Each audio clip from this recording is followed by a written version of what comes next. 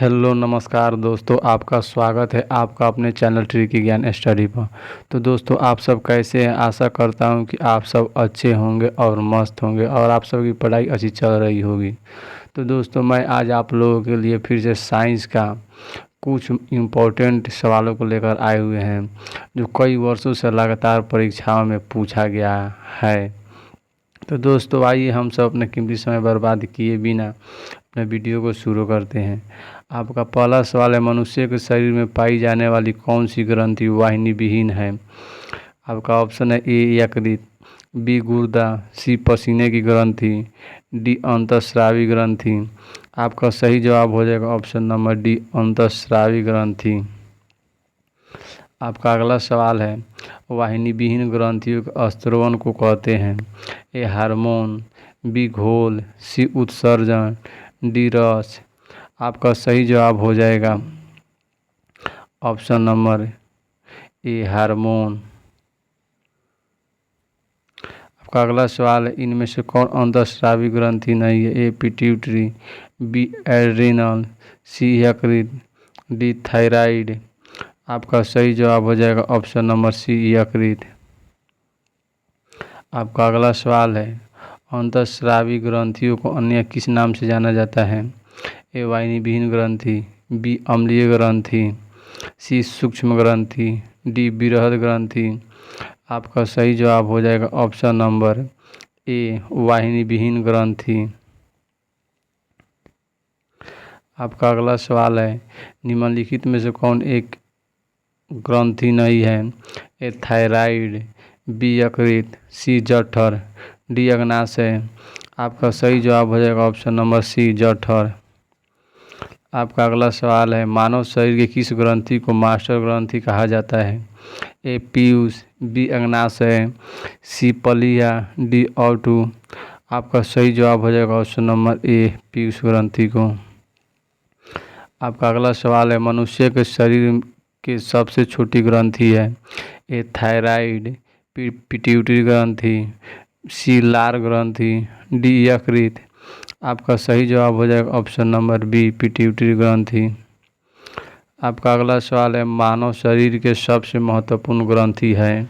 ए thyroid ग्रंथि, B pituitary ग्रंथि, सी पैनिरियास ग्रंथि, डी यकृत ग्रंथि।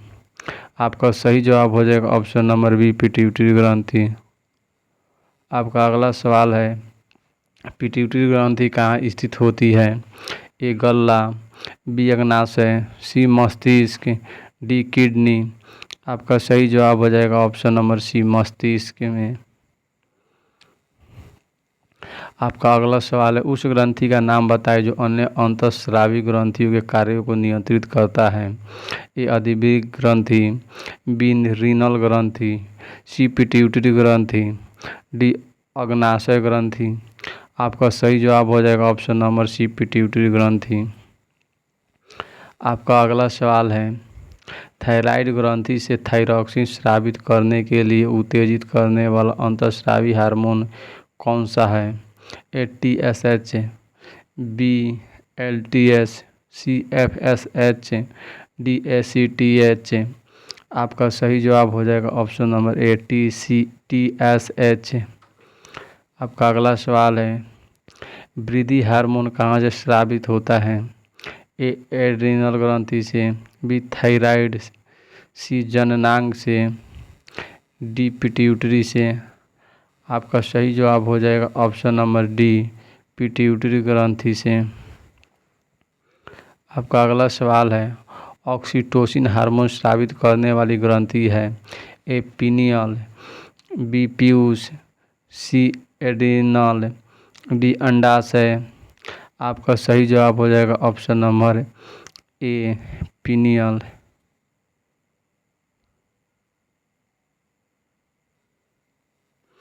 अगला सवाल है, पीयूष ग्रंथि के अत्यधिक हार्मोन स्राव से शरीर पर क्या प्रभाव पड़ता है? ए लंबाई में अत्यधिक वृद्धि, बी शरीर का टेढ़ा मेढ़ा होना, सी शरीर का असंतुलित विकास, डी उपयुक्त में से कोई नहीं।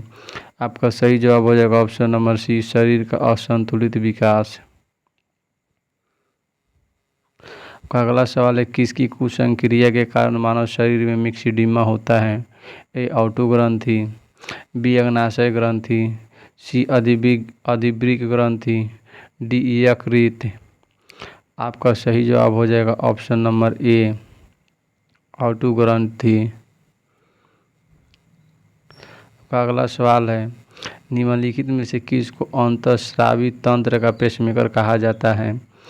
ए थायरॉक्सिन को, बी कैल्सिटोनिन को, सी एड्रीनेलिन को, डी इंसुलिन को। आपका सही जवाब हो जाएगा ऑप्शन नंबर ए थायरॉक्सिन को। आपका अगला सवाल है पीनियल ग्रंथि कहाँ स्थित होती है। ए यकृत में, बी गुर्दा में, सी मस्तिष्क में, डी गर्भाशय में। आपका सही जवाब हो जाएगा ऑप्शन नंबर सी मस्तिष्क में। आपका अगला सवाल है थायरॉक्सिन बनाने हेतु थायराइड ग्रंथि के लिए निम्न में से कौन सा अनिवार्य है। ए KCl, बी NaCl, सी कोलेस्ट्रॉल, डी आयोडीन। आपका सही जवाब हो जाएगा ऑप्शन नंबर डी आयोडीन। आपका अगला सवाल है निम्न में से कौन सी एक अंतःस्रावी ग्रंथि पीस ग्रंथि से स्वतंत्र कार्य कर सकती है। ए जनन ग्रंथि, बी अधिवृक्क ग्रंथि, सी परावटु ग्रंथि, डी ऑटू।